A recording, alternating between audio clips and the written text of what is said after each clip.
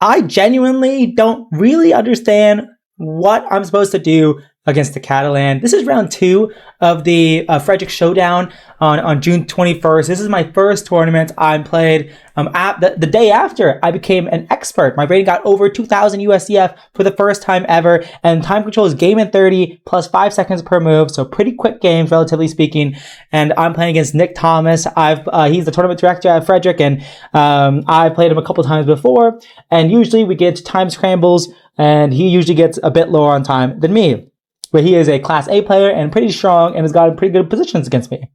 He played D4, I played D5, and like I said in the opening of this video, he played the Catalan with G3. So it's like a Queen's Gambit setup, then with G3 makes it a Catalan. I take on C4, I play C5, and after he castles, I play Knight C6. So this is my approach. I like to take on C4, strike back in the center, and continue adding pressure in the center. It's a very principled approach, but it's kind of hard to play sometimes because the Catalan is a very weird opening, and it's just unusual. He played Knight A3, and I legitimately have not seen this variation in a while. I think my friend Will played this against me in an online game, I think, like Knight A3 and Knight takes C4. I think he used to play that against me. I think I've played against it in an online game as well. Like, I'm not really sure, but it's just been a while. White doesn't have to go Knight A3. They could take on C5 if they want to. They could go Knight E5. They could go Knight D2. They could go, I don't know, other options too.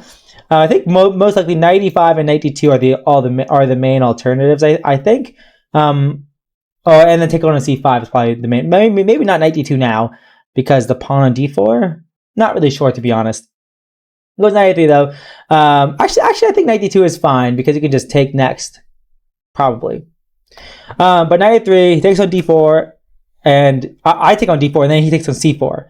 And then I play this move Bishop E7, which I give like as an interesting move, even though it looks very normal. It's like a normal developing move to prepare castling. I actually think that maybe Bishop C5 is potentially better because you're guarding D4 and then you're making space for your queen to move to E7. So if he played B3 like he did in the game, and then I castle, go Bishop B2, I got the option of Queen E7 here, and now there's not going to be any pins along the C file with the rook coming there. If I went Queen C7, and then I can move my rook, and then I can bring my rook to D8. So I actually think this setup is probably better. But instead of that, I would Bishop E7, and then something similar happens again where you went B3, Bishop B2, and now, how am I going to continue developing? One of the setups I know is sometimes good is to move out your queen, move your rook to D8, well, not to B6 immediately because the knight would take, but after you move the rook to D8, you can go Bishop D7 and Bishop E8 to connect your rooks. And the bishop is actually pretty okay on the E8 square sometimes.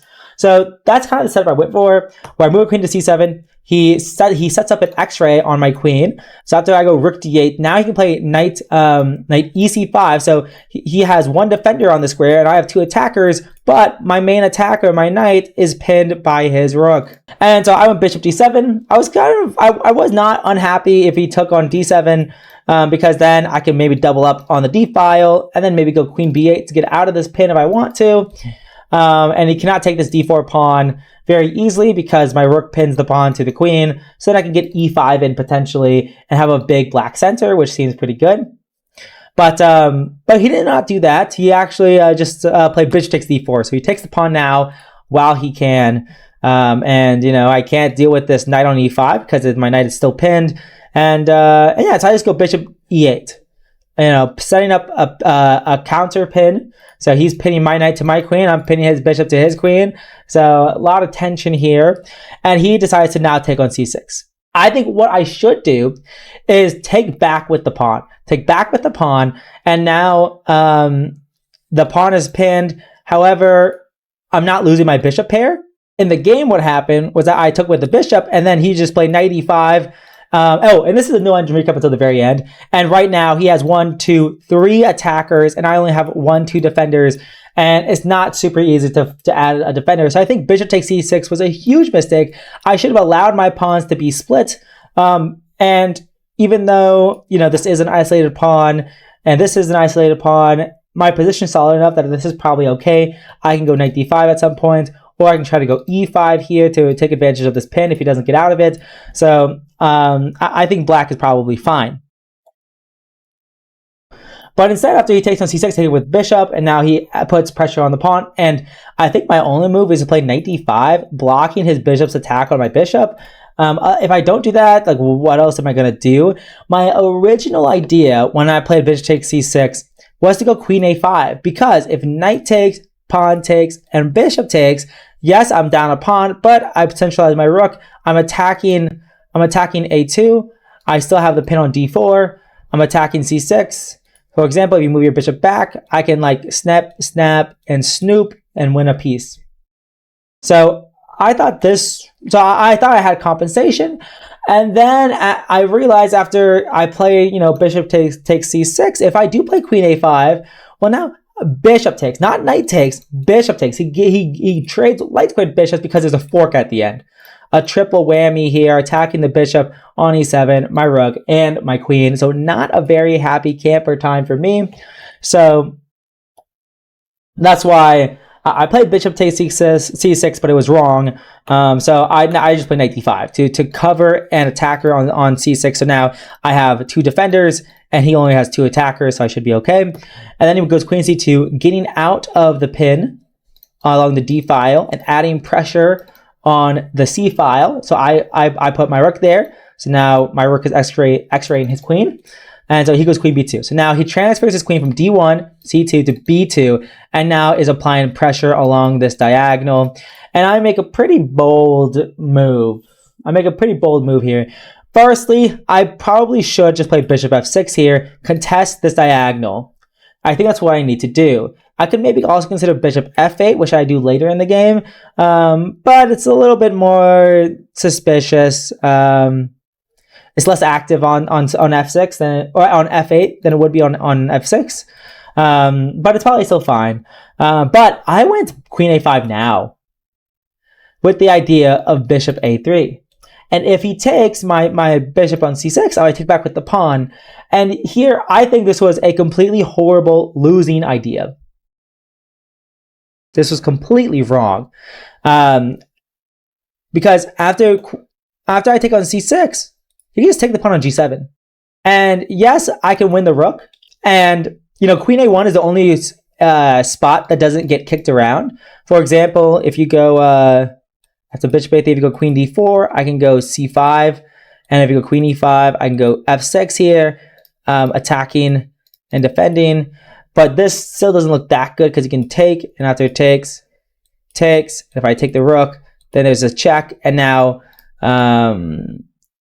it could be at best in a perpetual. My king is so weak, white might be better, or it's a draw. So I think he had to fully commit to the bit. Maybe either go queen e5, queen d4, queen e5, or go queen a1. And after I take, if he wants to take back, then I can still go f6, and then he can take, or he can go back with his bishop. And his bishop pair is pretty good, and my king is kind of weak. I am up in exchange, but it's not super convincing.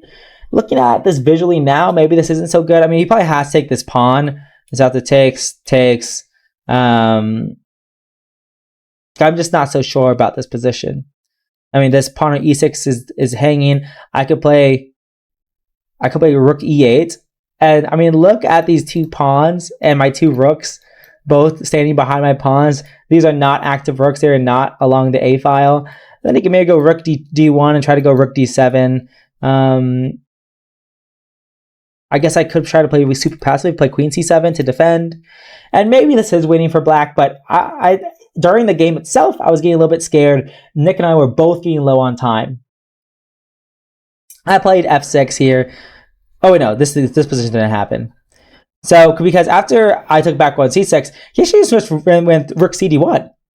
So instead of being going all in on the attack, in for a penny, in for a pound, instead of that, he moves his rook out of the way of bishop a3, and now he's still attacking g7. I think what I should have done was play bishop a3 force the queen, if he wants to maintain this battery, force the queen to go to a1 and then go bishop f8 because the queen is a bit more passive on a1. I think that's what I should have done. But instead of that, I just went bishop f8 immediately, which is not bad. I was considering going to bishop f6, but I just didn't like the idea. Like, I could go, if he takes and I take back, he can take my rook, and if I take back with the rook, I lose a c6 pawn. And if I take back with the queen, this is probably totally fine. This is probably what I should go for. And I can go c5 next. And I might be slightly worse with my knight versus his bishop, but it's probably not that bad. This position is probably not that bad for me. So that's a stable way to go around the position. But I go kind of insano mode. I go bishop f8, which allows him to play e4, and I can't go forward at all. And I can't go knight f6 because he can take twice, which doesn't look super pleasant. It is opposite colored bishops, so it might be a draw, but I don't think I'm winning, that's for sure. So I go knight e7, and now this pawn actually dominates my knight. It blocks my knight's forward moves, but I still have one path forward, which is to play... Well, first he attacks my queen first, but my plan is to go c5 and knight c6 and knight d4 to activate my knight. That's my plan. I go queen b6, he goes bishop d4, he repeats to gain some time. At this point, we are really, really low on time. We, as in both me and Nick. I play c5, kicking his bishop back. He goes to e3, so no longer on this diagonal. So my bishop is free from the f8 square. I can move it potentially to try to activate it eventually. And then I play knight c6 here, developing my knight more. And then I play knight d4. So he's trying to target c5, but I block his attack with my knight, and maybe I'll give some checks as well. He goes rook c4. I go queen a5. Alternatives after rook c4. I'm trying to remember what were my alternatives. e5, I think, is a move I should have played. I didn't play e5, and I think it's good because I think one thing I was considering was like, what actually happens if he trades? I do have this passed pawn, but he can probably blockade it, and it's not super convincing or anything. But maybe this was the way for me to go, to play e5 here to solidify my knight on d4. But instead of that, I just go queen a5. So try to go a bit more tactics here. And here, once again, so earlier in the game where he went rook c, d1. And now here's his opportunity. In for a penny, in for a pound. Take the knight and allow me to give the check. That's what he probably should do. If he does that, if he allows me to take the check and after he blocks, what do? Do I take?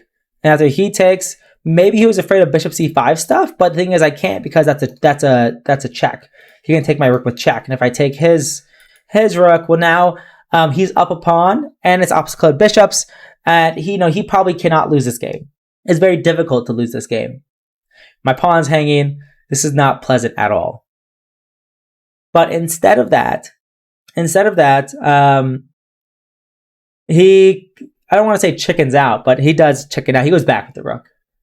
So kind of at two critical moments, he does not fully commit, and that allows me to keep going, and he flagged. Yeah, sort of anticlimactic. The first game, I'm in trouble. This is my second game after becoming 2000. And I did not play a very convincing opening. I needed to stabilize my position. Here was my last moment where I could have played e5 here, stick my knight here in the center forever, and he probably wants to trade off my good knight, and then it's opposite colored bishops, and it'll probably going to be a draw. And then once again here, queen a5, not so good, and I got lucky he flagged. And I got lucky that they let me off the hook, and I won the game. So I'm going to hit the game review, and I will see you guys in the next one. Peace.